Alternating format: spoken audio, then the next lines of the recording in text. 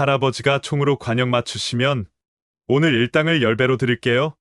50만 원. 약속 지키셔야 됩니다, 사장님. 총으로 다 맞췄으니 50만 원 주시면 됩니다. 서울 강북구 수유동의 한 골목. 오래된 다세대 주택들 사이로 겨울 아침에 찬 공기가 스며든다. 72세 박철민 할아버지는 낡은 패딩 점퍼를 입고 천천히 걸음을 옮긴다. 그의 손에는 보온병과 도시락이 들려 있다. 목적지는 동네 끝자락에 새로 생긴 액션 서바이벌 게임장이다. 할아버지, 오늘도 일찍 나오셨네요. 게임장 입구에서 27세 이민지가 밝게 인사한다. 그녀는 이곳에서 아르바이트를 하는 대학원생이다. 추운데 괜찮으세요? 괜찮아, 민지야. 일찍 와서 청소하고 정리하는 게 습관이거든.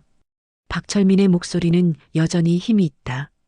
40년 넘게 공장에서 일했던 손은 거칠지만 무엇이든 정성스럽게 다룬다. 게임장 안으로 들어서자 화려한 조명과 함께 각종 서바이벌 장비들이 진열되어 있다. 에어소프트건부터 시작해서 정교한 저격총 모형까지 젊은이들의 취미를 위한 공간이다. 박철민은 구석진 창고에서 청소도구를 꺼내며 하루 일과를 시작한다. 민지야, 오늘 손님 많이 올 것 같나? 걸레질을 하며 박철민이 묻는다. 네, 주말이라 예약이 꽤 들어왔어요. 그런데 민지는 잠깐 망설이다 조심스럽게 말을 이어간다. 사장님이 또 뭐라고 하실까봐 걱정이에요. 할아버지 연세가 있으시니까 위험한 일은 시키지 말라고 했는데. 박철민은 쓴웃음을 짓는다. 위험한 일이라. 내가 젊었을 때는 정말 위험한 일들을 많이 했는데 말이야. 그의 눈에 순간 깊은 그림자가 스친다.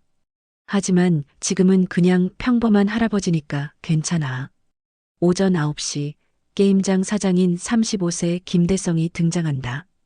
명품 가방을 든 그는 성공한 젊은 사업가의 전형적인 모습이다. BMW 키를 손가락에 돌리며 당당하게 걸어 들어온다. 할아버지, 벌써 오셨네요? 김대성의 목소리에는 묘한 거리감이 있다. 어르신 연세에 이런 곳에서 일하시는 게 쉽지 않으실 텐데. 괜찮습니다. 몸이 성한 게 어디예요? 박철민은 정중하게 고개를 숙인다. 김대성은 게임장을 둘러보며 만족스러운 표정을 짓는다. 오늘 VIP 고객들 오는 날이니까 특별히 신경 써주세요. 대기업 임원들이 팀빌딩으로 오거든요. 알겠습니다. 하지만 김대성의 다음 말이 공기를 차갑게 만든다. 아, 그리고 할아버지는 총기 근처에는 가지 마세요. 혹시 모르니까요. 어르신들은 이런 거 무서워하시잖아요. 박철민의 손이 잠깐 멈춘다. 그의 시선이 벽에 걸린 저격총 모형에 머문다. 그 순간 그의 뇌리에 까마득한 과거가 스친다. 정글의 습기, 총성, 그리고 전우들의 얼굴. 네, 알겠습니다. 박철민은 담담하게 대답하지만 그의 주먹은 무의식적으로 쥐어져 있다. 민지가 이 모든 상황을 지켜보며 불편한 표정을 짓는다. 그녀는 어렸을 때부터 박철민을 알고 있었다. 동네에서 가장 친절하고 든든한 할아버지. 하지만 가끔 그의 눈에서 보이는 깊이를 다른 사람들은 모른다. 오후가 되자 예약된 고객들이 하나둘 도착한다. 30대 직장인들로 이루어진 팀빌딩 그룹이다. 그들은 화려한 장비를 보며 신기해하고 서로 사진을 찍으며 들떠 있다. 자, 여러분. 오늘 최고의 서바이벌 게임을 경험하게 될 겁니다. 김대성이 마이크를 잡고 열정적으로 설명한다. 우리 게임장은 서울에서 가장 실전 같은 경험을 제공합니다. 참가자 중 한 명이 벽에 저격총을 보며 말한다. 우와, 저 총 진짜 같네요. 실제로 쏠 수 있나요? 물론입니다. 하지만 그건 전문가용이죠. 여러분 같은 초보자들에게는 위험할 수 있어요. 김대성이 자랑스럽게 대답한다. 구석에서 청소를 하던 박철민이 잠깐 고개를 든다. 그의 눈이 저격총과 마주치는 순간 시간이 멈춘 것 같다. 40년 전의 기억이 물밀듯 밀려온다. 그때 휴대폰이 울린다. 박철민은 서둘러 전화를 받는다. 여보세요? 네, 박철민입니다. 전화 너머로 들리는 목소리는 병원 담당 의사다. 할아버지, 준호 상태가 조금 안 좋아졌어요. 가능하면 빨리 와보시겠어요? 박철민의 얼굴이 순간 창백해진다. 손자 박준호. 15년 전 교통사고로 의식을 잃은 채 병원에 누워있는 8살짜리 아이. 그의 유일한 가족이자 삶의 이유. 지금 갑니다. 박철민은 서둘러 청소도구를 정리한다. 할아버지, 어디 가세요? 민지가 걱정스럽게 묻는다. 병원에. 잠깐 다녀올게. 박철민의 목소리가 떨린다. 김대성이 불편한 표정으로 말한다. 할아버지, 오늘은 중요한 날인데 고객들이 많이 와서 죄송합니다. 꼭 가봐야 할 일이 있어서. 박철민은 고개를 숙인다. 그 순간 게임장의 분위기가 미묘하게 변한다. 성공한 젊은 사장과 돈이 필요한 늙은 청소부. 서로 다른 세계에 살고 있는 두 사람 사이에 보이지 않는 균열이 시작된다. 서울대학교 병원 중환자실. 하얀 복도를 따라 걷는 박철민의 발걸음이 무겁다. 15년간 매일 걸어온 이 길이지만 오늘따라 더욱 길게 느껴진다. 간병비, 치료비, 재활치료비. 매달 나가는 돈만 300만 원이 넘는다. 할아버지, 오셨네요. 담당 간호사 김혜진이 따뜻하게 맞이한다. 그녀는 박철민을 15년간 지켜봐 온 증인이다. 준호 상태가 어떤가요? 조금 안정됐어요. 하지만 의사가 차트를 보며 심각한 표정을 짓는다. 새로운 치료법이 있긴 한데 비용이 만만치 않습니다. 박철민의 마음이 무거워진다. 얼마나 드나요? 1차 치료만 해도 5천만 원 정도. 그리고 성공 확률이 60% 정도입니다. 5천만 원. 박철민에게는 천문학적인 숫자다. 공장에서 40년간 모은 퇴직금도 집을 팔아서 마련한 돈도 이미 다 써버렸다. 지금은 게임장에서의 일당 5만 원이 유일한 수입이다. 할아버지, 간호사가 조심스럽게 말한다. 정부 지원 프로그램도 있고 병원에서도 최대한 도와드리고 있지만 괜찮습니다. 방법이 있을 거예요. 박철민은 억지로 미소를 짓는다. 하지만 그의 눈은 절망으로 가득하다. 병실로 들어가자 인공호흡기를 끼고 누워있는 손자가 보인다. 8살에 멈춰버린 시간. 15년간 변하지 않은 어린 얼굴. 박철민은 손자의 손을 잡고 조용히 말한다. 준호야, 할아버지가 꼭 방법을 찾을게. 포기하지 마. 복도로 나온 박철민은 휴대폰을 꺼내 계산기를 켠다. 게임장 일당 5만 원, 한 달에 150만 원. 5천만 원을 모으려면 3년이 넘게 걸린다. 그 사이에 손자의 상태가 더 악화될 수도 있다. 그때 문자 메시지가 온다. 김대성으로부터다. 할아버지, 오늘 중요한 고객들 때문에 혼란이 있었습니다. 내일부터는 좀 더 책임감 있게 일해주세요. 박철민은 휴대폰을 꽉 쥔다. 책임감 있게? 그는 누구보다 책임감 있게 살아왔다. 나라를 위해 목숨을 걸었고 가족을 위해 평생을 바쳤다.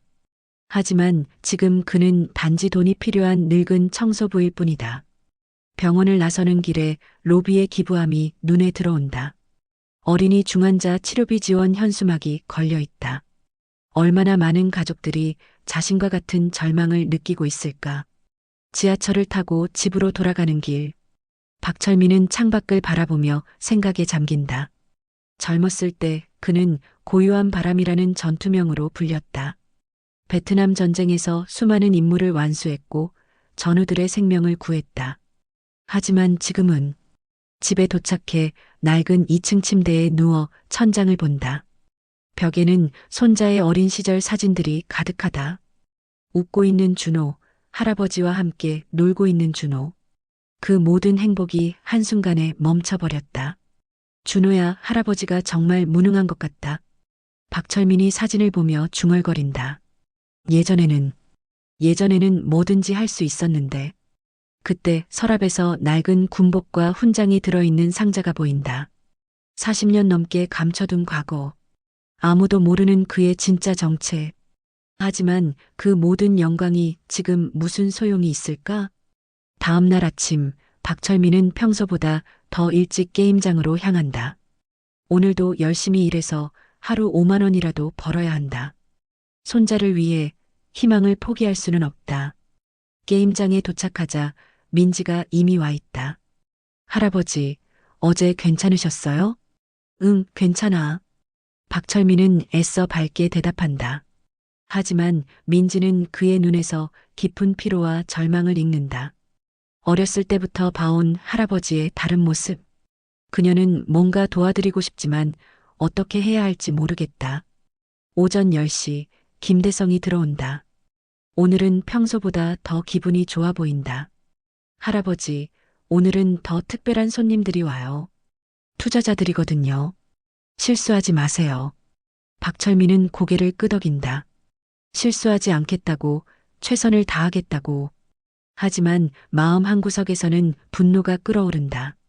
존중받지 못하는 현실, 무시당하는 자신의 처지. 점심시간, 박철민은 혼자 구석에서 도시락을 먹는다. 옆 테이블에서는 젊은 직원들이 게임 이야기로 떠들썩하다. 요즘 FPS 게임 진짜 리얼해졌어요. 근데 진짜 총 쏴본 사람 있어요? 에어소프트건으로 몇 번. 그런데 진짜 어려워요. 박철민은 쓴웃음을 짓는다. 진짜 총? 그는 진짜 전쟁을 겪었다. 생과 사가 갈리는 순간들을. 하지만 그런 과거는 아무도 모른다. 오후가 되자 새로운 고객 그룹이 도착한다. 이번에는 20대 후반에서 30대 초반의 젊은 사업가들이다. 그들은 자신감에 넘쳐 보이고 돈도 많이 있어 보인다. 김대성이 그들을 반갑게 맞는다. 어서 오세요. 오늘은 정말 특별한 경험을 하게 될 겁니다. 고객 중 한 명이 벽에 저격총을 보며 말한다. 와, 저거 진짜 멋있네요. 혹시 체험해 볼 수 있나요? 김대성의 눈이 반짝인다. 기회다. 물론이죠. 하지만 이건 전문가용이라 쉽지 않아요. 저도 몇 번 해봤지만 그 순간 박철민의 시선이 저격총에 고정된다. 그의 손가락이 무의식적으로 움직인다. 방아쇠를 당기는 감각이 되살아난다. 운명의 바퀴가 돌기 시작한다. 제가 직접 시범을 보여드릴게요. 김대성이 자신만만하게 말하며 저격총을 들어 올린다. 그의 얼굴에는 우월감이 가득하다. 이런 건 경험과 센스가 있어야 해요. 고객들이 박수를 치며 환호한다. 김대성은 이런 관심을 받는 것을 무척 즐긴다. 서바이벌 게임장을 운영하면서 그는 자신이 이 분야의 전문가라고 생각하게 되었다. 저기 50m 지점에 표적이 보이시죠? 김대성이 총을 겨누며 설명한다. 일반인들은 10발 쏘면 한 발에서 2발 맞추면 다행이에요. 첫 번째 사격. 빗나간다. 아, 바람이 있네요. 김대성이 어색하게 웃으며 변명한다. 두 번째 사격. 역시 빗나간다. 고객들의 표정이 조금씩 변한다. 기대했던 것과는 다르다. 총이 좀 이상한가 보네요. 김대성이 총을 이리저리 살펴본다. 평소에는 잘 맞았는데. 세 번째 사격. 또 실패. 이제 분위기가 어색해진다. 고객들은 서로 눈치를 보며 실망스러운 표정을 짓는다. 김대성의 얼굴이 붉어진다. 자존심이 상했다. 그는 주변을 둘러보다가 구석에서 청소하고 있는 박철민을 발견한다. 순간 악의적인 생각이 든다.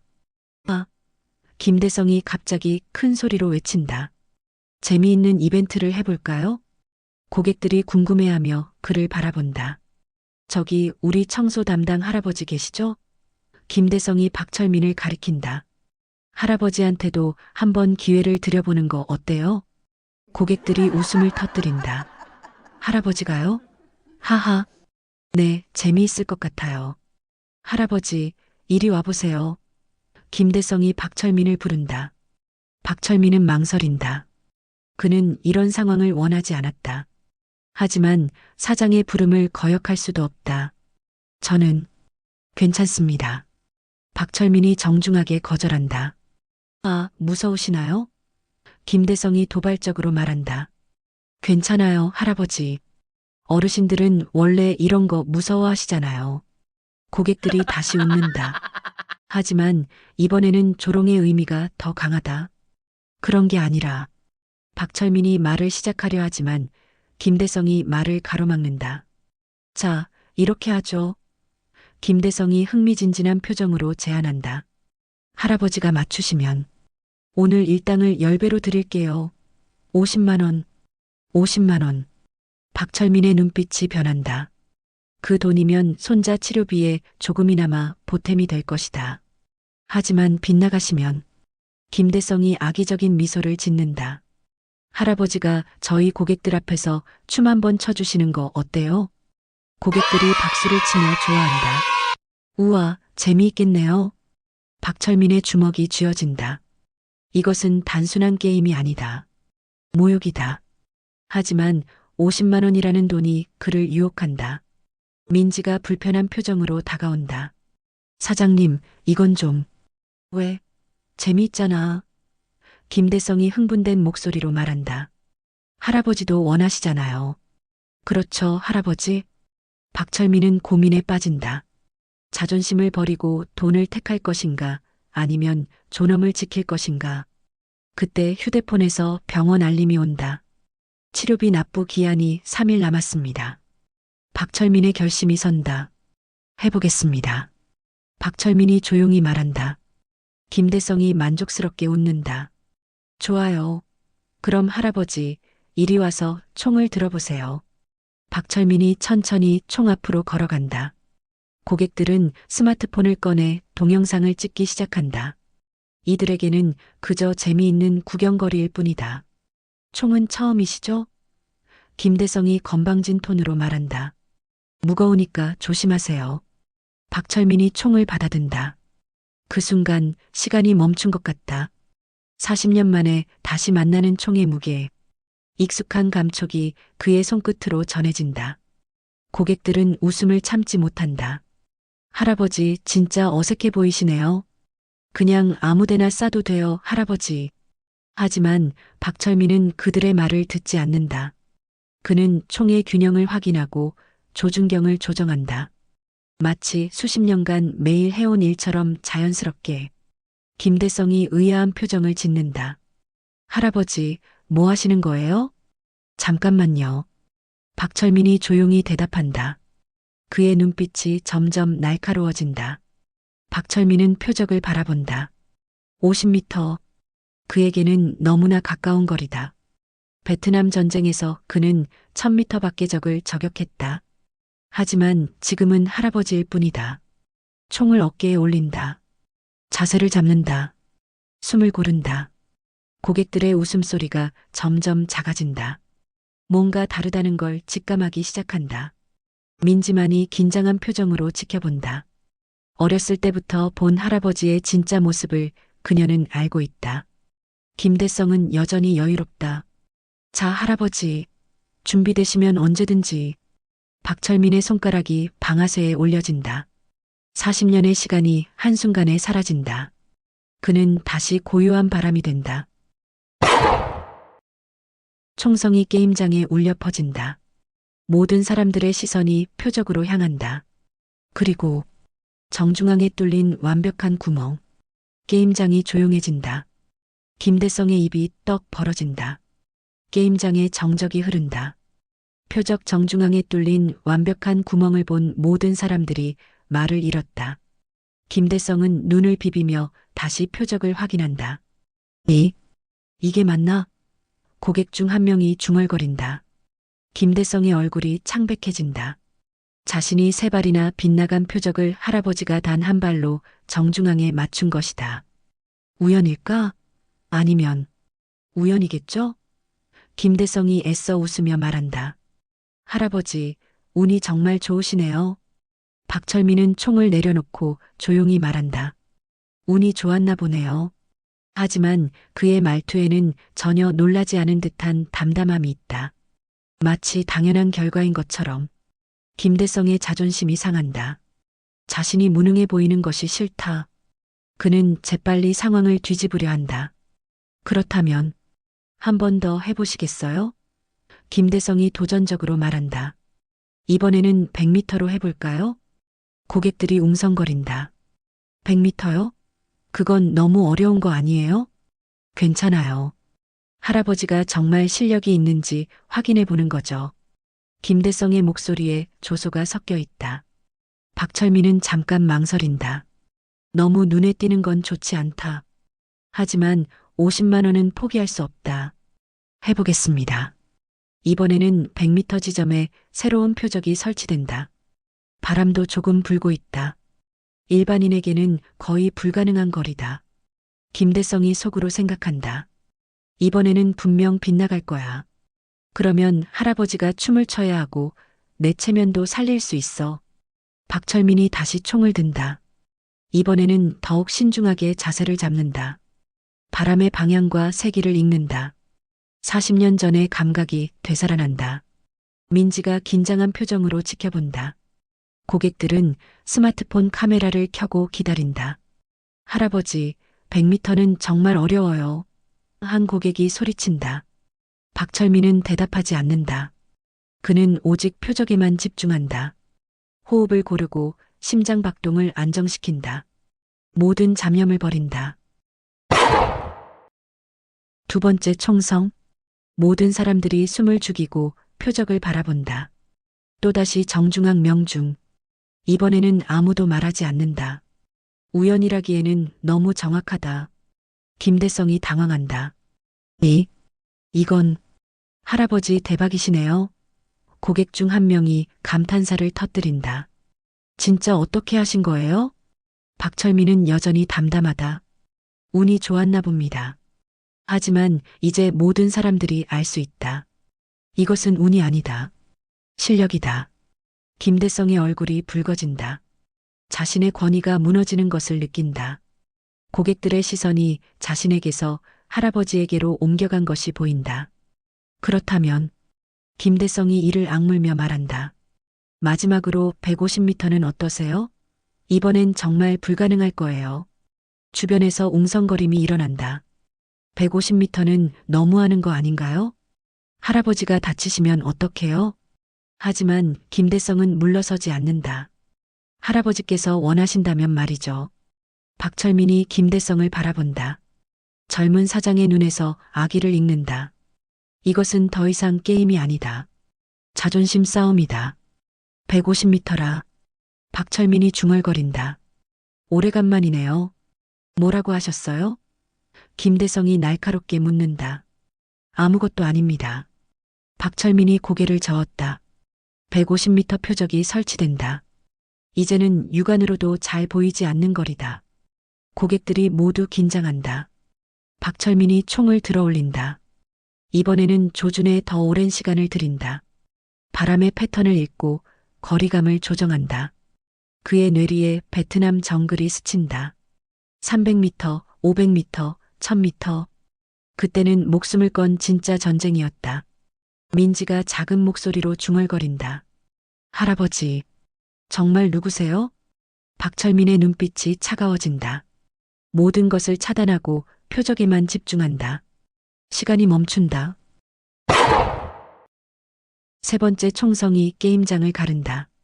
이번에는 결과를 확인하는데 시간이 걸린다. 150m는 정말 먼 거리다. 잠시 후 확인 결과가 나온다. 또다시 정중앙 명중. 게임장이 폭발한다.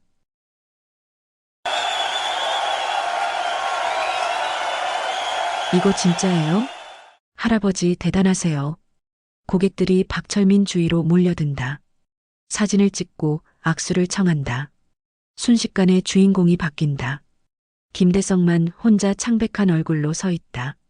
자신의 게임장에서 자신이 고용한 청소부에게 완전히 압도당한 것이다. 할아버지, 어떻게 이렇게 잘하세요? 한 고객이 궁금해한다. 젊었을 때 조금 배웠거든요. 박철민이 겸손하게 대답한다. 어디서 배우셨어요? 사격장에서요? 박철민이 잠깐 침묵한다. 그리고 조용히 말한다. 군대에서요. 군대에서요? 고객들이 관심을 보인다. 혹시 특수부 되셨나요? 박철민이 어색하게 웃는다. 그냥 일반 보병이었어요. 하지만 김대성의 눈빛이 의심스럽게 변한다. 일반 보병이 150m를 정중앙에 맞출 수 있을까? 뭔가 이상하다. 할아버지, 정말 대단하세요. 고객들이 계속 찬사를 보낸다. 오늘 정말 멋진 구경했어요. 김대성이 억지로 웃으며 끼어든다. 우리 할아버지가 숨은 실력자셨네요. 그런데 이제 시간도 늦었으니. 하지만 고객들은 떠날 생각을 하지 않는다. 혹시 다른 총도 쏴볼 수 있을까요? 아니면 움직이는 표적은 어떠세요? 김대성의 표정이 어두워진다. 오늘은 자신이 주인공이 될 날이었는데 완전히 빛이 바랜 것이다. 박철민이 정중하게 거절한다. 저는 이제 일을 해야 해서요. 아, 맞다. 한 고객이 박수를 친다. 사장님, 50만 원 약속하셨잖아요. 김대성의 얼굴이 굳는다. 50만 원. 그는 할아버지가 실패할 거라고 확신했었다. 아, 네, 물론이죠. 김대성이 마지못해 지갑을 꺼낸다. 약속은 약속이니까요. 하지만 지갑에는 50만 원이 없다. 카드로 결제할 수도 없는 상황이다. 죄송한데, 내일 드려도 될까요? 지금 현금이 부족해서 고객들이 의아해한다. 사장님이 현금이 없으시다고요? 김대성이 얼굴이 붉어진다. 아니, 그게 아니라 큰 돈은 보통 카드로. 박철민이 조용히 말한다. 괜찮습니다. 천천히 주세요. 할아버지가 이해해 주시네요. 고객들이 박철민을 더욱 좋아한다.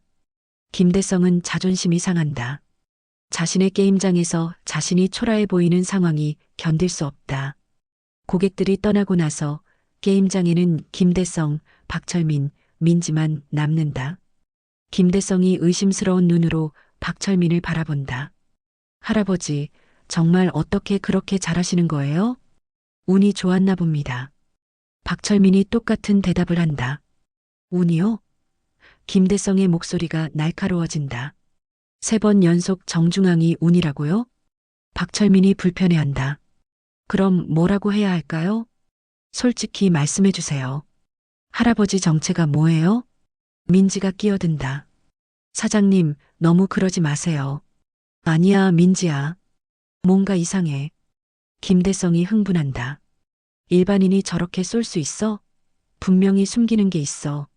박철민의 얼굴이 차가워진다. 제가 뭘 숨긴다는 건가요? 그러니까 그게.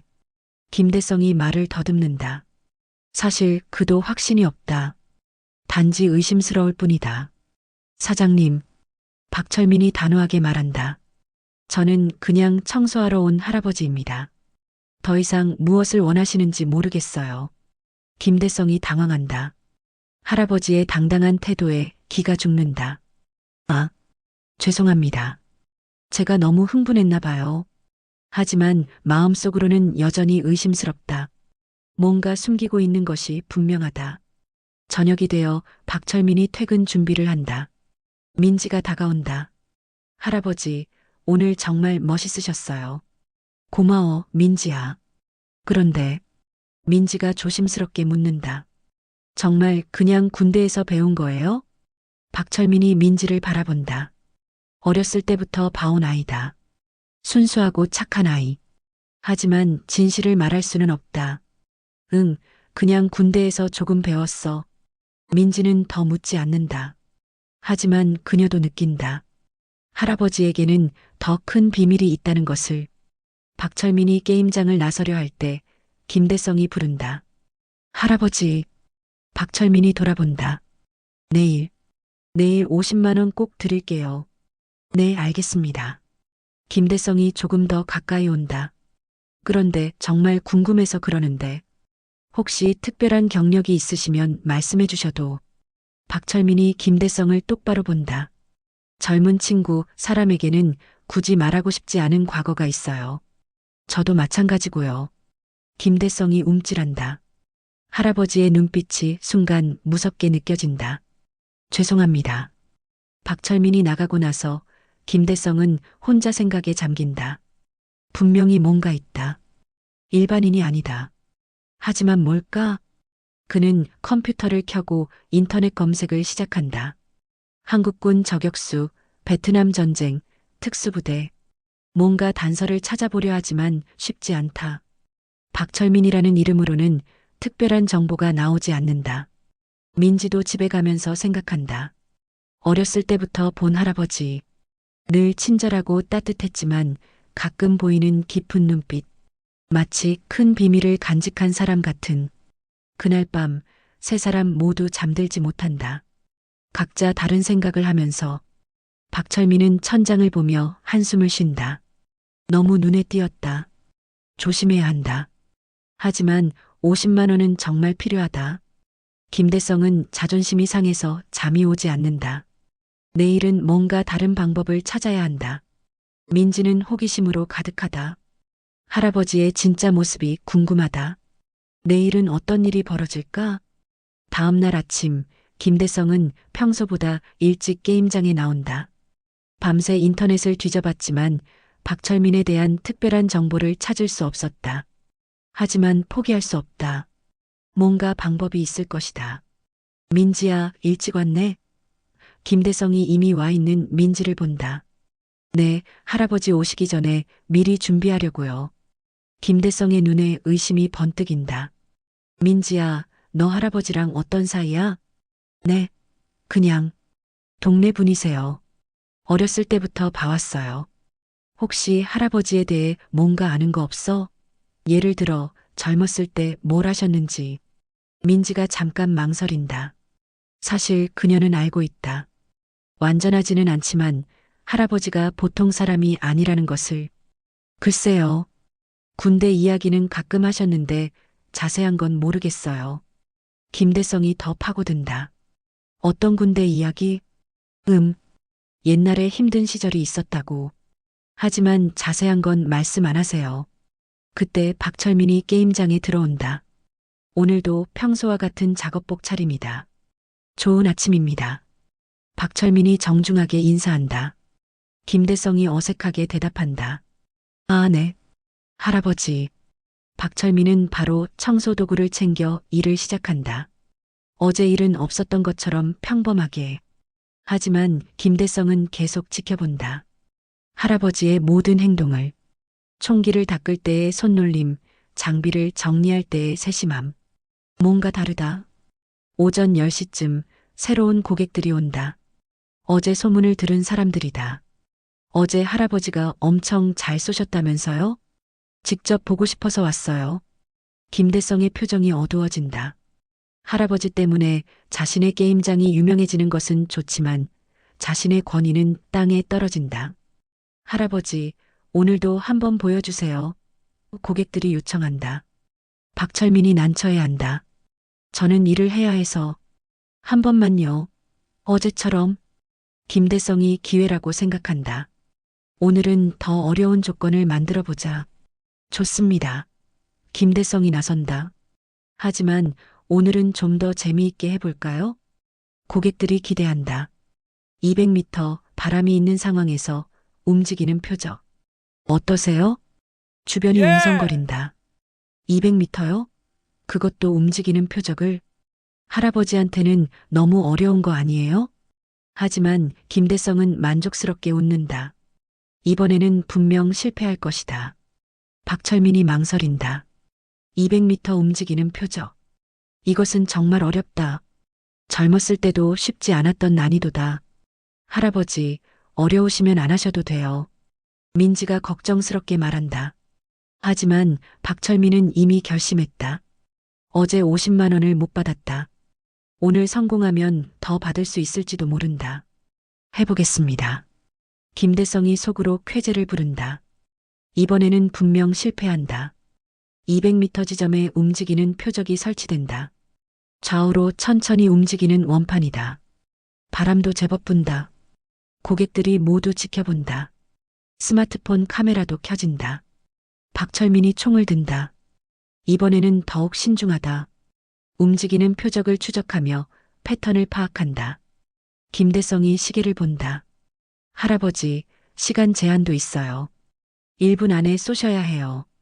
박철민의 눈빛이 날카로워진다. 시간 제한까지?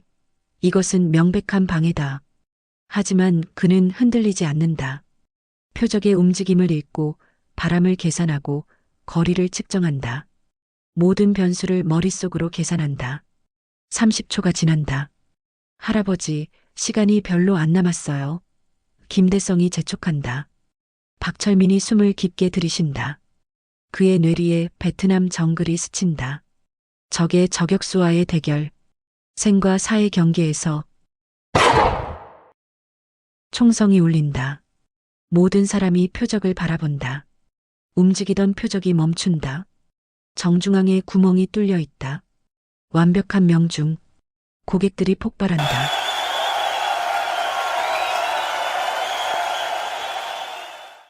이거 진짜 인간이에요? 할아버지 대박. 김대성의 얼굴이 창백해진다. 이것은 불가능하다. 아무리 군대에서 배웠다고 해도 이 정도는. 그때 한 고객이 스마트폰을 보며 말한다. 잠깐, 이거 인터넷에 올려도 돼요? 진짜 대박인데. 물론이죠.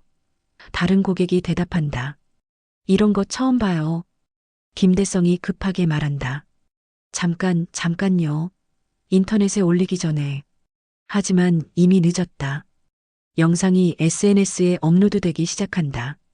박철민이 불편해한다. 너무 주목받는 것은 좋지 않다. 저는 이제 일을 해야 해서. 박철민이 자리를 피하려 한다. 할아버지, 한 고객이 급하게 부른다. 혹시 어디서 이렇게 배우신 거예요? 정말 궁금해요. 박철민이 망설인다. 더 이상 숨길 수가 없을 것 같다. 그냥 군대에서요. 어떤 군대요? 특수부대요? 박철민이 잠깐 침묵한다. 그리고 조용히 말한다. 베트남에서 조금 있었어요. 게임장이 조용해진다. 베트남. 그 한마디가 모든 것을 바꾼다. 베트남 전쟁이요? 한 고객이 놀라서 묻는다. 박철민이 고개를 끄덕인다. 김대성의 입이 떡 벌어진다. 베트남 전쟁 참전 용사. 그렇다면 혹시 민지가 조심스럽게 묻는다. 할아버지, 그때 어떤 일을 하셨어요? 박철민이 민지를 바라본다. 더 이상 숨길 필요가 없다고 판단한다. 저격수였어요. 게임장에 정적이 흐른다. 베트남 전쟁 저격수? 이제 모든 것이 설명된다. 김대성이 다리에 힘이 빠진다. 자신이 함부로 대한 할아버지가 전쟁 영웅이었다니. 베트남 전쟁 저격수? 고객들이 경외감에 젖어 박철민을 바라본다. 갑자기 게임장의 분위기가 숙연해진다. 김대성은 말을 잃고 서 있다. 베트남 전쟁. 그 말이 머릿속에서 맴돈다. 어디서 들어본 것 같은데. 할아버지. 한 고객이 조심스럽게 말한다. 그때 정말 힘드셨겠어요. 박철민이 고개를 끄덕인다. 힘든 시절이었죠. 하지만 다 지난 일이에요. 민지가 가까이 다가온다. 할아버지, 왜 그동안 말씀 안 하셨어요? 말할 필요가 없었거든. 그리고 박철민이 잠깐 말을 멈춘다. 좋은 기억만 있는 건 아니라서요. 김대성이 갑자기 떠오르는 기억이 있다. 어렸을 때 아버지가 했던 말. 아들아, 아빠가 존경하는 분이 계셔. 전쟁에서 아빠 목숨을 구해주신 분이야. 박상사님이라고. 김대성의 얼굴이 창백해진다. 박상사님? 설마. 할아버지, 김대성이 떨리는 목소리로 묻는다. 혹시 성함이 어떻게 되시나요? 박철민입니다. 김대성의 머릿속이 하얘진다. 박철민. 아버지가 평생 찾고 있던 그 이름. 혹시. 김대성이 더듬거리며 말한다. 전쟁 때 김상호라는 분 아세요? 박철민의 눈이 커진다. 김상호? 상호를? 제 아버지입니다. 게임장에 정적이 흐른다.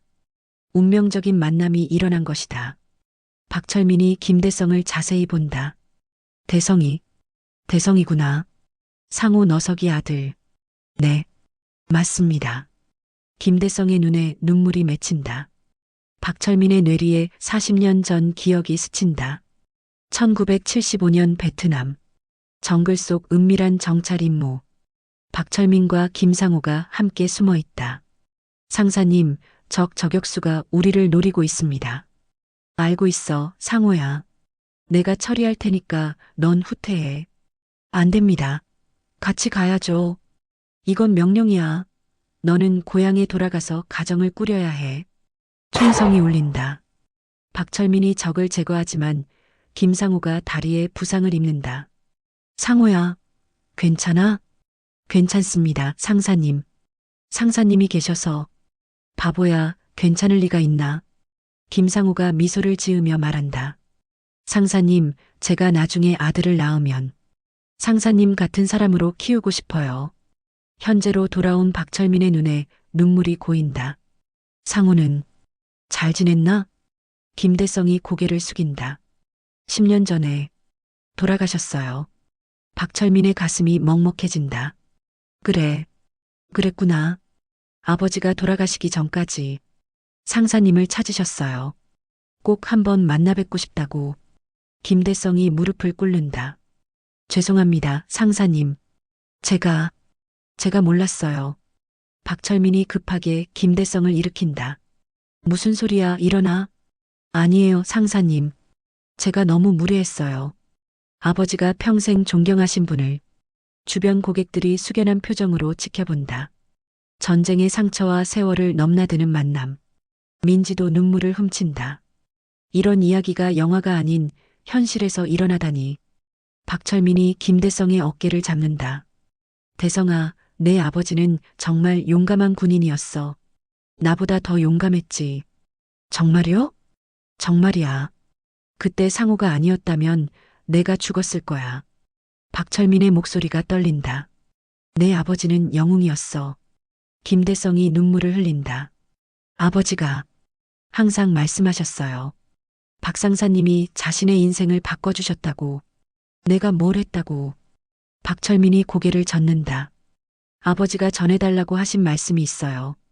김대성이 떨리는 목소리로 말한다. 상사님께 정말 감사하다고. 그리고 아들을 잘 부탁한다고. 박철민의 눈에서 눈물이 떨어진다. 40년 만에 듣는 전우의 마지막 인사. 고객들도 모두 눈물을 흘린다. 전쟁이 만든 인연, 세대를 넘나드는 우정. 상사님. 김대성이 다시 무릎을 꿇으려 하지만 박철민이 막는다. 그만해, 대성아. 넌 상호의 아들이야. 내게는 조카 같은 존재지. 김대성이 오열한다. 죄송해요, 상사님. 제가 정말 바보였어요. 박철민이 김대성을 끌어안는다. 괜찮아. 넌 잘못한 게 없어. 몰랐으니까. 민지가 다가와서 조용히 말한다. 할아버지, 정말 감동이에요. 박철민이 민지를 보며 미소 짓는다. 민지야, 이제 알겠지? 왜 내가 과거를 말하기 싫어했는지. 네, 이해해요. 김대성이 눈물을 닦으며 말한다.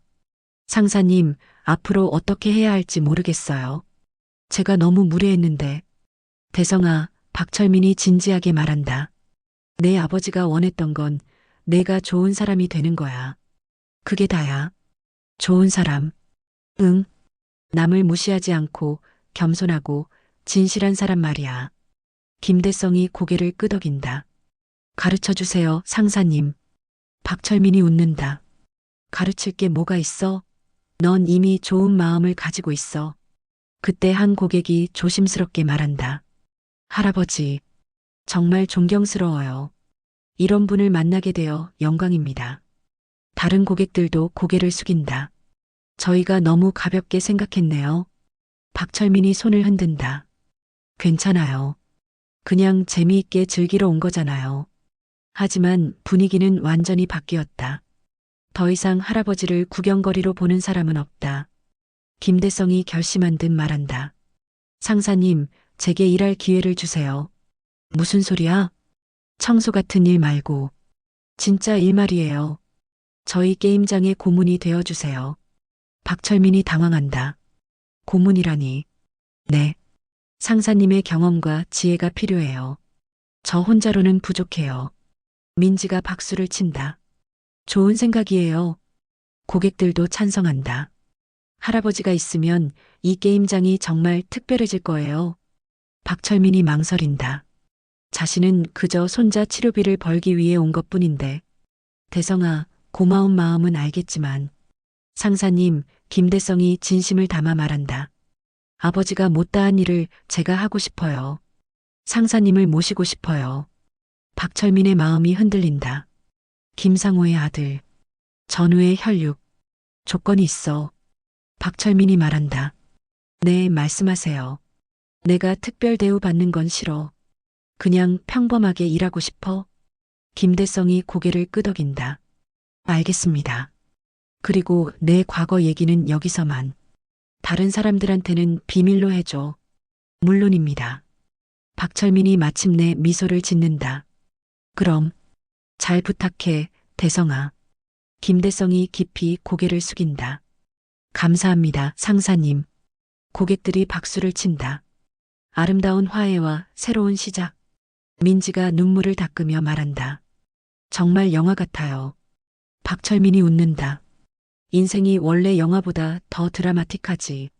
하지만 그는 아직 모른다. 진짜 시련은 이제부터 시작이라는 것을. 며칠 후 게임장의 분위기가 완전히 바뀌었다. 김대성은 박철민을 할아버지가 아닌 박 고모님이라고 부르며 극진히 모신다. 박철민도 단순한 청소가 아닌 게임장 운영에 조언을 하게 되었다. 박 고모님, 이번 주말에 기업체 단합대회 예약이 20팀이나 들어왔어요. 김대성이 기쁜 표정으로 보고한다. 그래, 많이 들어왔네. 박철민이 차분하게 대답한다. 고모님 덕분이에요. 소문이 나서 예약이 폭주하고 있어요. 하지만 박철민은 불편해한다. 너무 주목받는 것은 좋지 않다. 그는 그저 조용히 살고 싶을 뿐이다. 민지가 다가와서 말한다. 할아버지, 인터넷에 영상이 엄청 퍼지고 있어요. 영상? 네, 할아버지가 사격하시는 영상이요. 조회수가 50만을 넘었어요. 박철민의 얼굴이 어두워진다. 50만? 네, 댓글도 엄청 많아요. 다들 할아버지를 존경한다고. 하지만 박철민은 걱정스럽다. 너무 유명해지면 안 된다. 과거를 아는 사람들이 찾아올 수도 있다. 그때 김대성의 휴대폰이 울린다. 네, 여보세요? 네, 액션 서바이벌 게임장입니다. 김대성의 표정이 점점 어두워진다. 네, 언론사에서요? 인터뷰를 하고 싶다고요? 박철민이 긴장한다. 김대성이 통화를 마치고 걱정스럽게 말한다. 고모님, KBS에서 인터뷰 요청이 왔어요. 인터뷰? 네, 베트남 참전용사 특집 프로그램을 만든다고. 고모님을 인터뷰하고 싶다는데요. 박철민이 단호하게 고개를 젓는다. 안 돼. 네. 인터뷰는 절대 안 돼. 거절해줘. 김대성이 당황한다. 하지만 좋은 기회인데요. 대성아, 박철민이 진지하게 말한다. 내가 왜 지금까지 숨어 살았는지 알아? 글쎄요. 전쟁에는 좋은 기억만 있는 게 아니야. 말하고 싶지 않은 일들이 더 많아. 김대성이 이해한다는 듯 고개를 끄덕인다. 알겠습니다. 거절할게요. 하지만 이미 늦었다. 박철민의 존재가 세상에 알려진 것이다. 그날 오후 게임장에 낯선 손님이 찾아온다. 50대 중반의 남자, 정장을 입고 있다. 안녕하세요. 혹시 박철민 씨 계신가요? 김대성이 경계한다. 누구세요? 저는 국방부 군사편찬연구소에서 나왔습니다. 남자가 명함을 내민다. 박철민 씨와 꼭 만나야 할 일이 있어서요. 박철민이 나타난다. 저를 찾으시나요? 네, 박철민 씨시죠? 반갑습니다. 저는 이중원 연구관입니다. 박철민의 표정이 굳는다. 국방부에서 왔다는 것은 무슨 일이시죠? 조용한 곳에서 이야기할 수 있을까요? 박철민이 망설이다 고개를 끄덕인다. 김대성의 사무실로 들어간다. 박 씨, 사실 저희가 베트남 전쟁 관련 자료를 정리하고 있는데요. 이중원이 말을 시작한다. 네. 박 씨의 작전 기록들이 상당히 특별합니다. 박철민의 얼굴이 창백해진다. 작전 기록이요? 네. 특히 1975년 4월의 작전. 혼자서 적 저격수 3명을 제거하고 아군 12명을 구한 그 작전 말입니다. 박철민이 주먹을 쥔다. 그때의 기억이 되살아난다. 그 작전에 대해 증언해 주실 수 있나요? 역사적 가치가 매우 높습니다. 죄송하지만 박철민이 고개를 젓는다. 그런 건 하고 싶지 않습니다. 하지만 국가적으로 중요한 자료인데요. 제가 거절한다고 했습니다. 박철민의 목소리가 차가워진다. 이중원이 당황한다. 그럼 최소한 나가주세요. 박 씨, 이건 정말 중요한 나가라고 했습니다. 박철민의 목소리가 커진다. 사무실 밖에서 김대성과 민지가 걱정스럽게 들여다본다. 이중원이 어쩔 수 없이 일어난다. 그럼 다시 연락드리겠습니다. 연락하지 마세요. 이중원이 나가고 나서 박철민은 의자에 주저앉는다. 손이 떨린다. 김대성이 들어온다. 고모님 괜찮으세요? 괜찮아. 하지만 박철민의 얼굴은 괜찮지 않다. 과거의 악몽이 되살아나고 있다. 고모님 무슨 일이에요? 박철민이 한참 후에 입을 연다. 대성아, 혹시 내가 여기서 일을 계속해도 될까? 무슨 말씀이세요? 당연하죠. 아니야. 내가 여기 있으면 너희에게 피해가 될 수도 있어. 김대성이 단호하게 말한다. 고모님 무슨 일이 있어도 저희는 고모님 편이에요. 민지도 고개를 끄덕인다. 맞아요, 할아버지. 박철민의 눈에 눈물이 맺힌다. 따뜻한 사람들. 하지만 그들을 위험에 빠뜨릴 수는 없다. 그날 밤 박철민은 잠들지 못한다. 과거의 기억들이 밀려온다. 베트남 정글, 총성, 피, 죽음, 그리고 자신이 저지른 일들. 전쟁에서는 영웅이라고 불렸지만 그 영웅의 이면에는 지울 수 없는 상처들이 있다. 아침이 되어 게임장에 가니 또 다른 방문자가 기다리고 있다. 이번에는 젊은 기자다. 박철민 씨죠?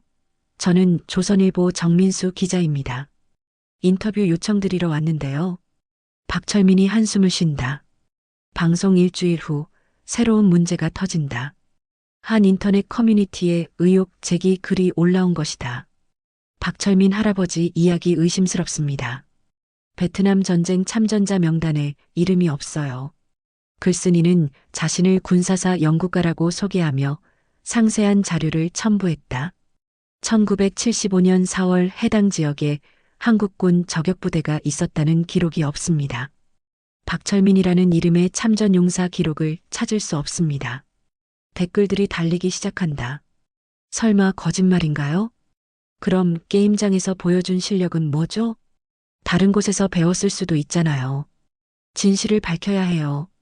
이 글이 SNS로 퍼지면서 논란이 일기 시작한다. 박철민이 게임장에서 이 소식을 듣는다. 고모님, 인터넷에 이상한 글이 올라왔어요. 민지가 걱정스럽게 말한다. 박철민이 글을 읽어본다. 얼굴이 어두워진다. 이런 일이. 김대성이 화난다. 이 사람이 뭘 안다고 이런 글을 쓰는 거예요? 하지만 박철민은 말이 없다. 사실 그에게는 숨기고 있는 것이 있다. 그날 오후 KBS에서 연락이 온다. 박 씨, 문제가 생겼습니다. 시청자들이 진실 확인을 요구하고 있어요. 진실 확인이요? 네, 참전 기록을 공식적으로 확인해달라는 요청이 많아요. 박철민이 당황한다. 그런 건 어렵습니다. 왜요? 문제가 있나요? 박철민이 말을 못한다. 사실 그의 참전 기록은 모두 기밀로 분류되어 있다. 특수 임무였기 때문에 공개할 수 없는 것이다. 제 기록은 공개할 수 없는 부분이 있어요. 기밀이라는 말씀인가요? 네. 그런 셈이죠. 하지만 이런 설명으로는 의혹을 해소할 수 없다. 다음 날 더 큰 문제가 생긴다. 의혹 제기자가 기자회견을 연다. 저는 군사사 연구가 이정훈입니다. 박철민 씨의 이야기에 중대한 의혹이 있어 이 자리를 마련했습니다.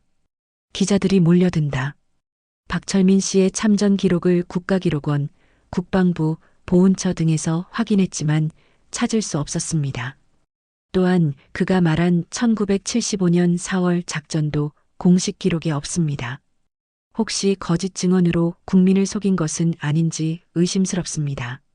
이 기자회견이 뉴스로 나가면서 여론이 급격히 돌아선다. 게임장 앞에 다시 기자들이 몰려든다. 하지만 이번에는 분위기가 다르다. 박철민 씨, 의혹에 대해 해명해 주세요. 정말 베트남에 다녀오신 건가요? 거짓말이라는 게 사실인가요? 박철민이 숨어 있고 김대성이 대신 나온다. 저희 고모님은 거짓말하실 분이 아닙니다. 그럼 증거를 보여주세요. 증거가 없으면 인정할 수 없어요. 김대성이 당황한다. 증거를 요구받을 줄 몰랐다. 민지도 혼란스럽다. 할아버지가 거짓말을 하실 리 없는데. 하지만 확실한 증거는 없다. 박철민이 사무실에서 혼자 앉아 있다. 머릿속이 복잡하다. 사실 그의 기록이 없는 것은 당연하다. 그의 부대는 존재하지 않는 부대였다. 극비 특수부대. 모든 기록이 삭제되고 은폐된 부대. 하지만 이것을 어떻게 증명할 것인가? 그때 김대성이 들어온다. 고모님, 괜찮으세요? 박철민이 고개를 든다. 대성아. 네. 믿어줘서 고마워. 고모님이 거짓말하실 분이 아니라는 거 알아요. 박철민의 눈에 눈물이 맺힌다. 만약 내가 증명할 수 없다면? 그래도 저는 고모님을 믿어요. 고마워. 하지만 박철민은 결심한다. 진실을 밝힐 때가 왔다. 더 이상 숨길 수 없다. 대성아, 내가 전화 한 통 해볼게. 누구한테요? 옛날 동료한테. 박철민이 오래된 수첩을 꺼낸다. 40년 넘게 간직해온 연락처들이다. 그 중에서 한 번호를 찾는다. 이강석, 작전참모. 떨리는 손으로 전화를 건다. 여보세요? 강석아. 나야, 박철민이야. 전화 너머로 놀라는 목소리가 들린다. 철민이? 정말 너야? 응. 강석아, 부탁이 있어. 뭔데? 우리 부대 기록. 공개할 수 있어? 뭐? 갑자기 왜? 박철민이 상황을 설명한다. 그래. 그런 일이 있었구나. 잠깐만 확인해 볼게. 희망이 보이기 시작한다. 이강석은 현재 국방부 예편 장성이다. 박철민과 함께 극비부대에서 활동했던 작전 참모였다. 철민아, 우리 부대 기록이 아직 기밀로 분류되어 있어. 하지만 특별한 방법이 있어. 국가보훈처에서 특별증명서를 발급받을 수 있어. 특별증명서? 응, 기밀 임무 수행자를 위한 특별제도야. 구체적 작전 내용은 공개 안 해도 참전 사실은 증명할 수 있어. 박철민이 희망을 갖는다. 정말? 어떻게 하면 돼? 내가 추천서를 써줄게. 그리고 당시 함께했던 동료들 연락처도 알려줄게. 고마워, 강석아. 철민아, 내가 거짓말쟁이라고? 말도 안 돼. 넌 우리 부대 최고의 저격수였어. 전화를 끊고 박철민이 김대성에게 말한다. 대성아, 희망이 생겼어. 상황을 설명하자 김대성이 기뻐한다. 정말요? 그럼 증명할 수 있는 거예요? 응, 시간은 좀 걸리겠지만. 하지만 그동안 여론은 더욱 악화된다. 인터넷에는 박철민을 비난하는 글들이 쏟아진다. 거짓말쟁이 할아버지. 국민을 속였다. 출연료만 챙기고 도망쳤다. 심지어 게임장 앞에서 시위까지 벌어진다. 거짓말쟁이 나와. 진실을 밝혀라. 김대성이 걱정한다. 고모님, 이러다가 정말 큰일 날 것 같아요. 민지도 울먹인다. 할아버지가 이런 일 당할 뿐이 아닌데. 박철민이 미안해한다. 너희에게 피해만 끼치네. 그때 게임장 문이 열리며 한 노인이 들어온다. 70대 후반으로 보이는 남자다. 혹시 박철민 씨 계신가요? 박철민이 고개를 든다. 저인데요. 노인이 다가와 깊이 인사한다. 철민이. 나야, 김상호야. 박철민이 깜짝 놀란다. 상호? 김상호? 응, 맞아. 오랜만이야. 박철민의 눈에 눈물이 맺힌다. 상호. 살아있었구나. 김대성이 놀란다. 아버지? 김상호가 아들을 본다. 대성아. 미안하다. 아버지, 돌아가셨다고 했잖아요. 미안해. 아버지가 거짓말했어. 박철민이 혼란스럽다. 상우, 무슨 일이야? 김상우가 무거운 표정으로 말한다. 철민아, 내가 증언하러 왔어. 증언?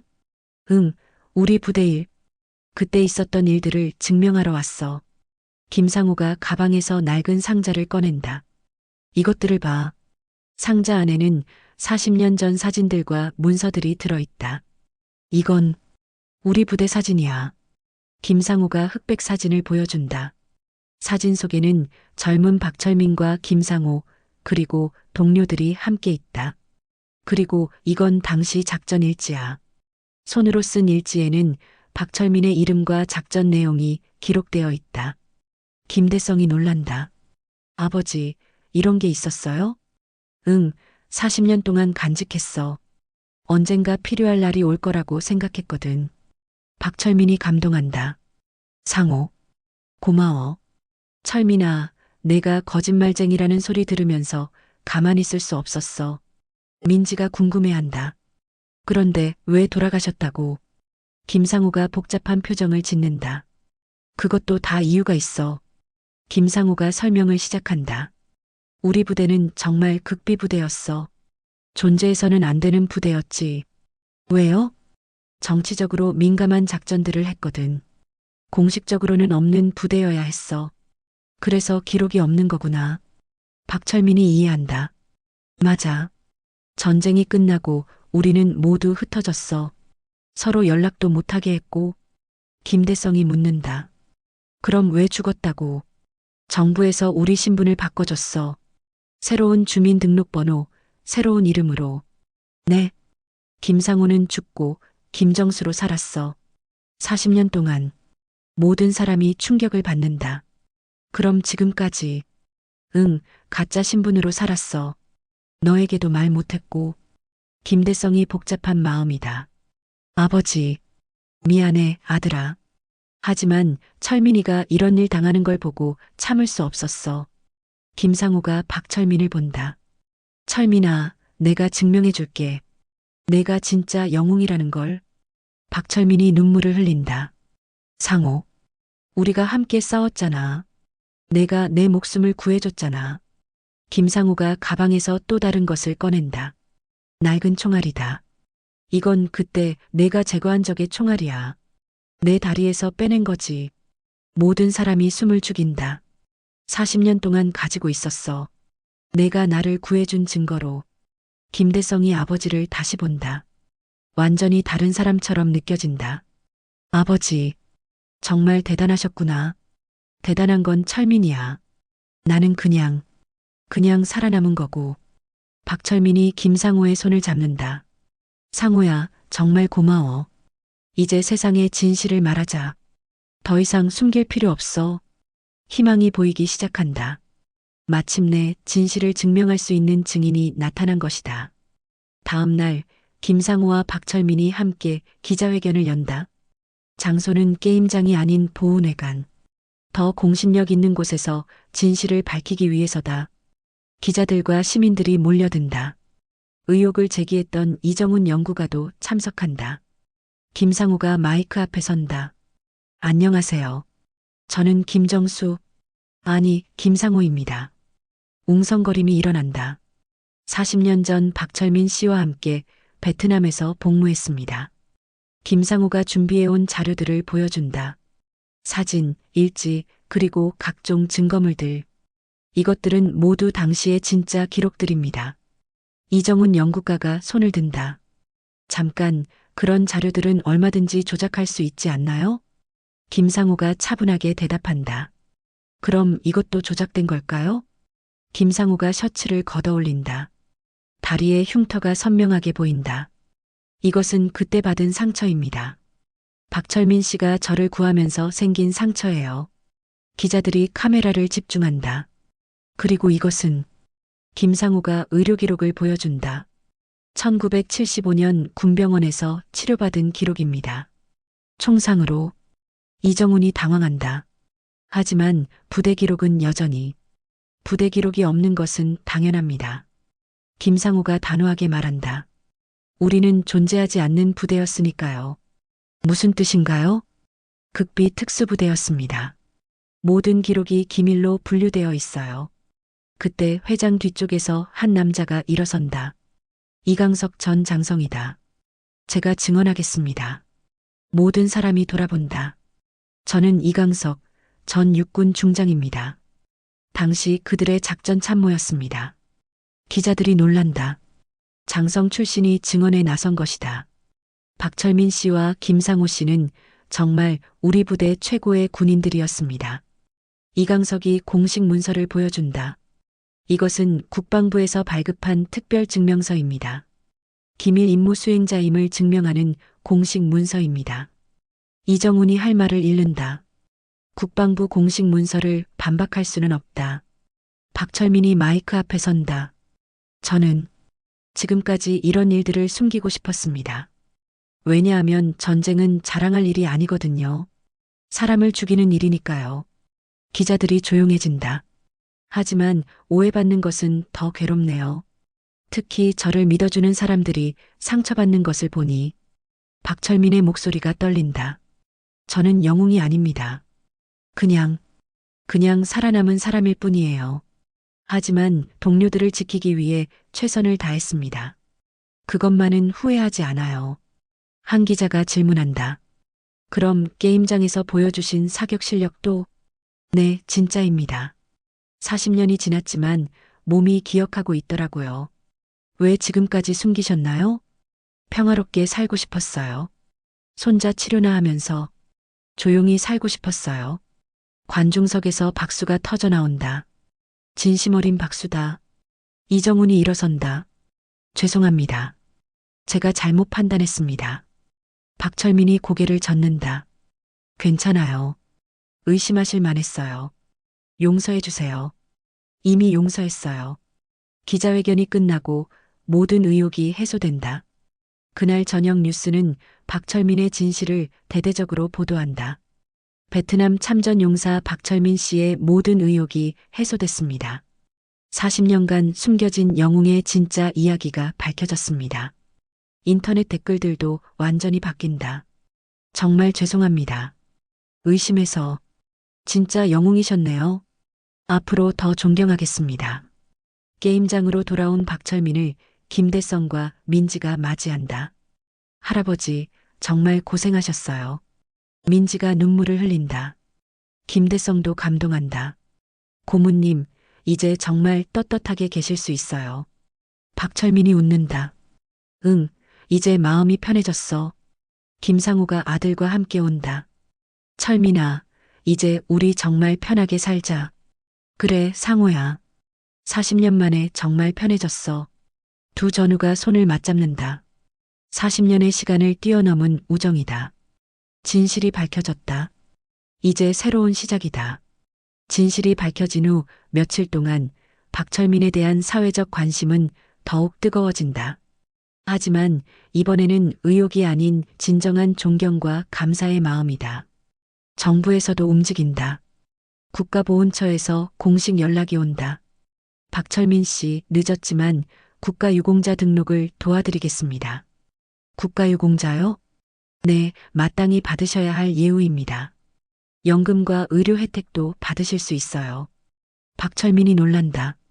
40년 만에 공식적인 인정을 받는 것이다. 손자 치료비도 국가에서 지원해 드릴 수 있습니다. 박철민의 눈에 눈물이 맺힌다. 정말 괜찮은가요? 당연합니다. 국가를 위해 희생하신 분들이 받아야 할 당연한 예우입니다. 게임장에서 이 소식을 들은 김대성과 민지가 기뻐한다. 할아버지, 정말 잘 됐어요. 민지가 울면서 기뻐한다. 김대성도 감동한다. 고모님, 이제 정말 걱정 없으시겠어요. 하지만 박철민은 복잡한 마음이다. 대성아, 이제 내가 여기서 일할 필요가 없어졌네. 네, 무슨 말씀이세요? 국가에서 지원해 주니까 돈 걱정은 없잖아. 그럼 여기서 일을. 김대성이 급하게 말린다. 안 됩니다. 고모님이 없으면 저희는 어떡해요? 그래도 이제 필요 없을 텐데. 민지도 거든다. 할아버지, 저희에게는 할아버지가 꼭 필요해요. 정말? 네. 할아버지는 저희 가족이에요. 박철민이 감동한다. 돈 때문이 아니라 진심으로 자신을 필요로 한다. 그럼 계속 함께 할까? 네. 그때 김상우가 찾아온다. 철민아, 나도 부탁이 있어. 뭔데? 나도 여기서 일할 수 있을까? 모두가 놀란다. 상호야, 너도? 응, 40년 동안 가짜 신분으로 살았더니 정말 외로웠어. 이제 진짜 친구들과 함께 살고 싶어. 김대성이 기뻐한다. 좋죠. 아버지도 오세요. 이렇게 해서 게임장에는 특별한 팀이 만들어진다. 베트남 참전 용사 2명과 그들을 사랑하는 젊은 세대. 며칠 후 새로운 손님이 찾아온다. 초등학생들이다. 할아버지, 저희 학교에서 견학 왔어요. 선생님이 설명한다. 평화교육의 일환으로 왔습니다. 아이들이 전쟁의 현실과 평화의 소중함을 배우게 하고 싶어서요. 박철민이 아이들을 보며 웃는다. 안녕, 꼬마들아. 할아버지, 정말 전쟁에 다녀오셨어요? 응, 다녀왔어. 무서웠어요? 많이 무서웠지. 하지만 더 무서운 건 친구들이 다치는 거였어. 아이들이 진지해진다. 할아버지, 전쟁은 왜 해요? 박철민이 잠깐 생각한다. 어떻게 설명해야 할까? 글쎄, 어른들이 서로 이해하지 못할 때 생기는 것 같아. 그럼 이해하면 안 해도 돼요? 맞아. 그래서 너희가 커서는 서로 이해하고 사이좋게 지내야 해. 네. 아이들이 순수한 눈으로 박철민을 바라본다. 한 아이가 묻는다. 할아버지, 영웅이 뭐예요? 영웅이? 네, 선생님이 할아버지가 영웅이라고 했어요. 박철민이 무릎을 꿇고 아이 눈높이에 맞춘다. 영웅은 특별한 사람이 아니야. 다른 사람을 도와주는 사람이야. 그럼 저도 영웅이 될 수 있어요? 물론이지. 친구가 힘들 때 도와주고 부모님 말씀 잘 듣고 동생을 잘 돌봐주면 너도 영웅이야. 아이가 환하게 웃는다. 그럼 저도 할아버지 같은 영웅이 될래요. 박철민이 아이의 머리를 쓰다듬는다. 그래, 너는 분명 멋진 영웅이 될 거야. 견학이 끝나고 아이들이 떠날 때 모두가 박철민에게 인사한다. 할아버지, 안녕히 계세요. 평화롭게 사세요. 저희도 영웅이 될게요. 박철민이 손을 흔들며 배웅한다. 김상우가 옆에서 말한다. 철민아, 이게 진짜 영웅의 일이야. 뭐가? 아이들에게 희망을 주는 것 말이야. 박철민이 고개를 끄덕인다. 총을 쏘는 것보다 더 중요한 일을 하고 있는 것 같다. 민지가 다가와서 말한다. 할아버지, 오늘 정말 멋있으셨어요. 그래. 네, 아이들이 할아버지를 보는 눈이 정말 반짝였어요. 김대성도 거둔다. 고모님, 앞으로 이런 견학 프로그램을 정기적으로 해보는 건 어때요? 좋은 생각이네. 이렇게 게임장은 단순한 오락시설을 넘어서 평화교육의 공간으로 거듭난다. 박철민의 새로운 임무가 시작된 것이다. 한 달 후 게임장은 완전히 다른 모습으로 변화했다. 기존의 서바이벌 게임 시설 한편에 평화교육관이라는 작은 공간이 만들어졌다. 벽에는 베트남 전쟁 당시의 사진들과 평화의 소중함을 알리는 전시물들이 걸려 있다. 박철민과 김상우가 직접 기증한 자료들이다. 할아버지, 오늘도 학생들이 많이 와요. 민지가 예약 현황을 보고한다. 그래, 몇 명이나? 중학교 3학년 한 반 30명이요. 박철민이 준비를 한다. 이제 그에게는 새로운 일상이 있다. 젊은 세대에게 평화의 소중함을 전하는 일. 학생들이 도착한다. 초등학생들과는 다르다. 좀 더 성숙하고 질문도 날카롭다. 할아버지, 전쟁에서 사람을 죽이는 기분이 어땠어요? 박철민이 잠깐 멈춘다. 쉽지 않은 질문이다. 무거웠어. 정말 무거웠지. 후회하세요? 매일 후회해. 하지만 그때는 선택의 여지가 없었어. 그럼 지금 다시 전쟁이 나면 또 가실 거예요? 박철민이 깊이 생각한다. 아니야. 이제는 전쟁을 막는 일을 하고 싶어. 어떻게요? 너희들에게 평화가 얼마나 소중한지 알려주는 거야. 한 학생이 손을 든다. 할아버지, 요즘 젊은 사람들이 군대 가기 싫어하는 것 어떻게 생각하세요? 박철민이 웃는다. 당연하지. 누가 군대 가고 싶겠어? 학생들이 의외라는 표정을 짓는다. 하지만 가기 싫다고 평화를 포기할 수는 없어. 평화를 지키는 방법은 군대만 있는 게 아니거든. 다른 방법이 뭐예요? 서로 이해하려고 노력하는 거야. 다른 나라, 다른 문화를 존중하는 거고. 김상우가 거둔다. 그리고 무엇보다 대화하는 거야. 싸우기 전에 이야기하는 거지. 학생들이 진지하게 듣는다.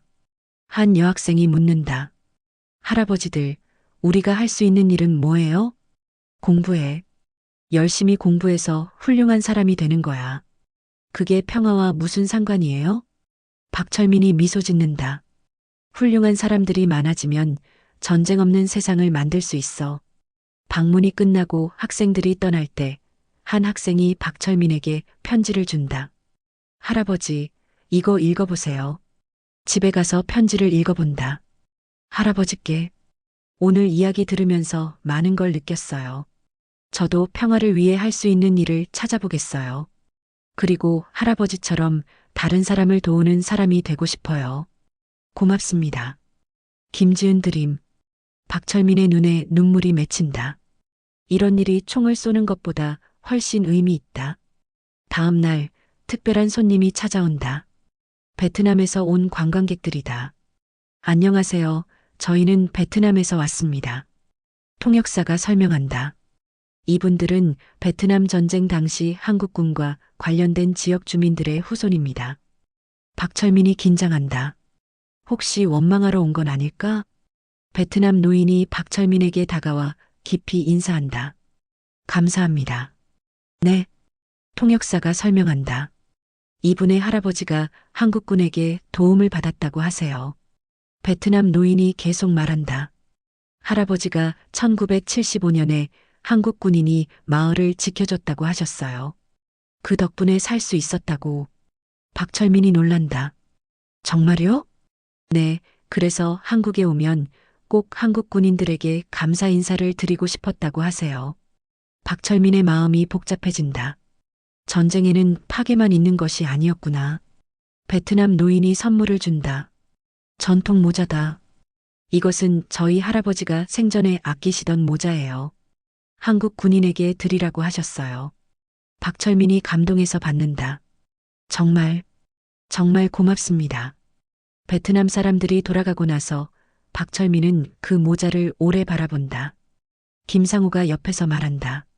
철민아, 우리가 한 일이 헛되지 않았나 봐. 그런 것 같아. 전쟁은 나쁘지만 그 속에서도 선한 일들이 있었던 거야. 박철민이 고개를 끄덕인다. 그날 저녁 가족들과 함께 식사하면서 박철민이 말한다. 너희들 덕분에 내 인생에 새로운 의미가 생겼어. 김대성이 묻는다. 무슨 의미요? 전쟁의 상처를 치유하고 평화를 만드는 일 말이야. 민지가 웃는다. 할아버지가 하시는 일이 정말 중요한 일이에요. 고마워, 민지야. 김상우도 거둔다. 철민아, 우리 정말 잘 살고 있는 것 같아. 그래, 상우야. 이제 정말 평화로워. 박철민은 창밖을 바라본다. 별이 반짝이는 평화로운 밤이다. 평화교육이 자리를 잡아가던 어느 날 박철민에게 충격적인 소식이 전해진다. 병원에서 전화가 온 것이다. 할아버지, 준호가 깨어났어요. 박철민이 휴대폰을 떨어뜨릴 뻔한다. 뭐라고요? 준비하세요. 손자가 깨어났어요. 박철민이 급하게 병원으로 달려간다. 김대성과 민지, 김상우도 함께 따라온다. 중환자실에 도착하자 의사가 나와서 설명한다. 할아버지, 정말 기적이에요. 15년 만에 의식을 회복했습니다. 박철민의 손이 떨린다. 정말인가요? 네, 지금 안정 상태예요. 하지만 아직 완전히 회복된 건 아니니까 천천히 적응시켜야 해요. 병실로 들어가자 침대에 누워있던 준호가 눈을 뜨고 있다. 8살에 멈춰버린 시간이 다시 흐르기 시작한 것이다.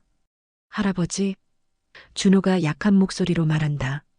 박철민의 눈에서 눈물이 쏟아진다. 준호야, 준호야. 할아버지, 왜 울어요? 박철민이 손자의 손을 잡는다. 안 울어, 안 울어. 할아버지가 너무 기뻐서 그래. 준호가 주변을 둘러본다. 여기가 어디예요? 그리고 저 사람들은 누구예요? 김대성이 다가온다. 안녕, 준호야. 나는 김대성 아저씨야. 할아버지와 함께 일하는 사람이야. 민지도 인사한다. 안녕, 준호야.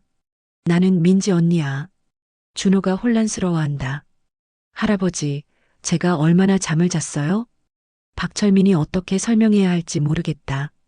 15년이라는 시간을. 의사가 조심스럽게 말한다. 준호야, 내가 많이 아팠어. 오랫동안 잠을 잤거든. 얼마나요? 조금 오래 잤어.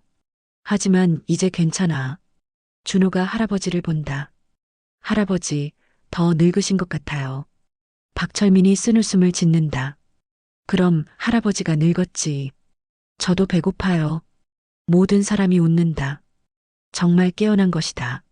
며칠 후 준호가 어느 정도 적응하면서 질문이 많아진다. 할아버지, 제 장난감들은 어디 있어요?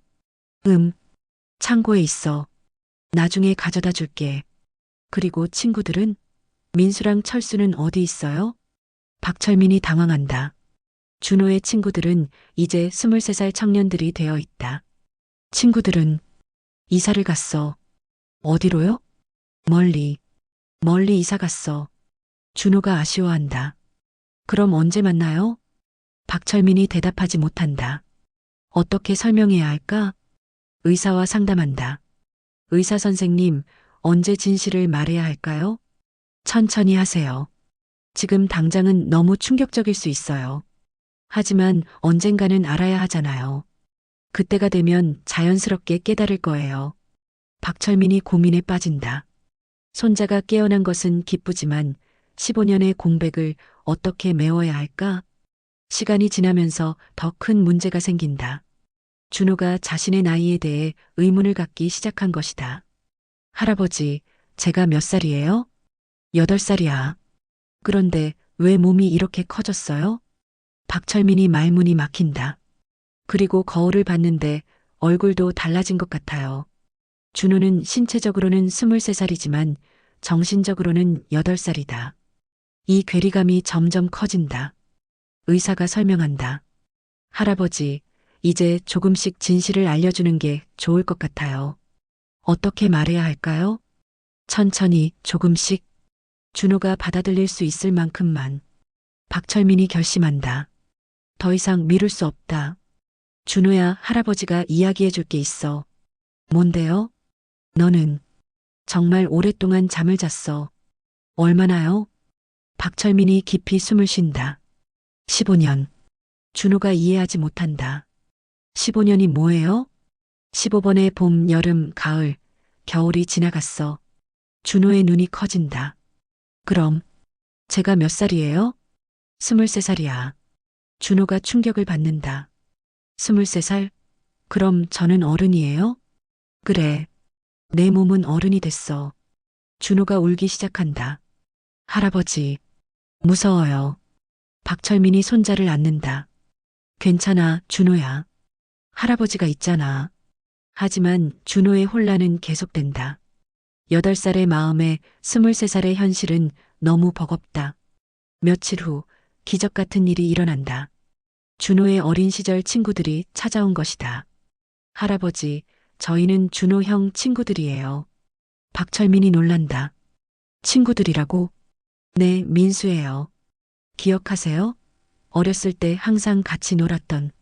박철민의 기억이 되살아난다.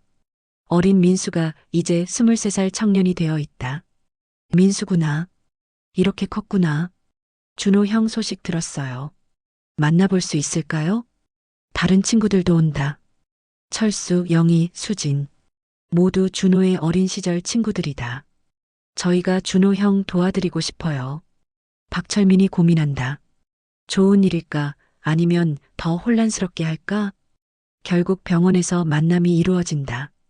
준호가 친구들을 보자 처음에는 기뻐한다. 민수야, 철수야, 왜 이렇게 컸어? 친구들이 당황한다. 준호가 여전히 8살 아이처럼 말하고 있다. 민수가 조심스럽게 말한다. 준호야, 우리 다 컸어. 너도 컸고. 아니야, 나는 8살이야. 친구들이 난감해한다. 어떻게 대해야 할지 모르겠다. 하지만 며칠 후 기적 같은 일이 일어난다. 친구들과 함께 시간을 보내면서 준호가 조금씩 현실을 받아들이기 시작한 것이다. 민수야, 우리 정말 23살이야? 응, 준호야. 그럼 우리 다 어른이 된 거야? 맞아. 준호가 거울을 본다. 저 사람이 저예요? 응, 내가 맞아. 준호가 천천히 받아들이기 시작한다. 한 달 후 준호가 완전히 적응한다. 할아버지, 제가 15년 동안 잠들어 있었던 거네요. 그래, 준호야. 할아버지가 얼마나 힘드셨을까. 박철민의 눈에 눈물이 맺힌다. 괜찮아. 이제 깨어났으니까. 할아버지, 저도 할아버지처럼 다른 사람을 도우는 일을 하고 싶어요. 정말? 네, 할아버지가 하시는 평화교육. 저도 배우고 싶어요. 박철민이 감동한다. 손자가 자신의 길을 이어가겠다고 한다. 6개월 후 게임장에는 놀라운 변화가 일어났다. 준호가 완전히 회복되어 평화교육 프로그램에 참여하기 시작한 것이다. 안녕하세요. 저는 박준호입니다. 준호가 학생들에게 인사한다. 제가 15년 동안 잠들어 있었던 이야기를 들려드릴게요. 학생들이 신기해한다. 정말 15년을 잠들어 계셨어요? 네, 교통사고로요. 그동안 할아버지가 저를 돌봐주셨어요. 박철민이 뿌듯하게 바라본다. 손자가 자신만의 방식으로 평화를 전하고 있다. 잠들어 있는 동안 꿈을 꿨어요. 모든 사람이 서로 사랑하고 도우는 세상을 꿨죠. 한 학생이 묻는다. 그 꿈이 현실이 될 수 있을까요? 저는 가능하다고 생각해요. 할아버지가 보여주셨거든요. 준호가 박철민을 가리킨다. 할아버지는 전쟁에서 사람을 구하셨어요. 그리고 지금은 평화를 가르치세요. 이게 진짜 영웅이라고 생각해요. 박철민의 눈에 눈물이 맺힌다. 손자가 이렇게 성장한 것이 자랑스럽다. 프로그램이 끝나고 학생들이 떠날 때 한 학생이 박철민에게 말한다. 할아버지, 준호 형 정말 멋있어요. 할아버지를 닮았어요. 박철민이 웃는다. 준호가 나보다 훨씬 훌륭해. 그날 저녁 가족들이 모여 식사한다. 박철민, 김상호, 김대성, 민지, 그리고 준호. 혈연을 넘어선 진짜 가족이다. 할아버지, 준호가 말한다. 제가 대학교에 가고 싶어요. 대학교? 네, 평화학과가 있대요. 전쟁과 평화에 대해 공부하고 싶어요. 박철민이 놀란다. 23살에 대학교 가기가 쉽지 않을 텐데. 괜찮아요. 천천히 준비할게요. 김대성이 거둔다. 좋은 생각이에요. 저희가 도와드릴게요. 민지도 찬성한다. 준호 오빠가 공부하면 더 많은 사람들을 도울 수 있을 거예요. 김상우가 말한다. 우리 모두 준호를 응원하자. 박철민이 감동한다. 고마워, 모두. 1년 후 특별한 날이 온다. 정부에서 박철민에게 평화 공로상을 주겠다는 것이다. 할아버지, 축하해요. 준호가 기뻐한다. 뭘 축하해? 그냥 할 일을 했을 뿐인데. 아니에요. 할아버지가 얼마나 많은 사람들에게 영향을 주셨는지 아세요? 시상식 날 많은 사람들이 참석한다. 과거에 평화 교육을 받았던 학생들, 베트남에서 온 친구들, 그리고 가족들.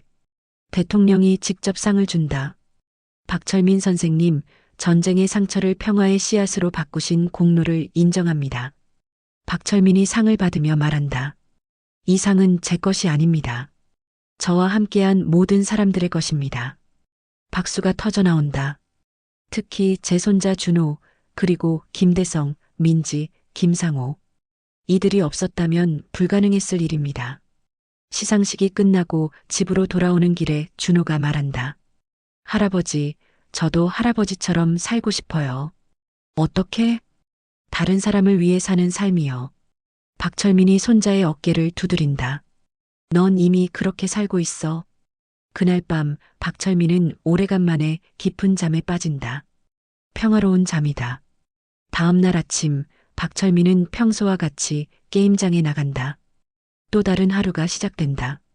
오늘도 아이들이 찾아올 것이다. 그들에게 평화의 소중함을 전할 것이다. 그리고 준호가 있다. 자신의 뜻을 이어갈 사람이. 박철민이 하늘을 본다. 구름 사이로 햇살이 비친다. 김상호야, 그가 중얼거린다. 우리 정말 잘 살았지? 바람이 대답하는 것 같다. 그래, 정말 잘 살았다고. 게임장 문 위에 걸린 새로운 간판이 햇살에 반짝인다. 평화게임장, 전쟁을 끝내는 곳. 박철민의 마지막 사격은 총이 아니었다. 사랑이었다. 그리고 그 사랑의 총알은 수많은 사람들의 마음속에 평화를 심었다. 이것이 진짜 명중이었다. 5년 후 준호는 평화학을 공부하며 전국을 다니며 평화교육을 한다. 그의 강의 제목은 항상 같다.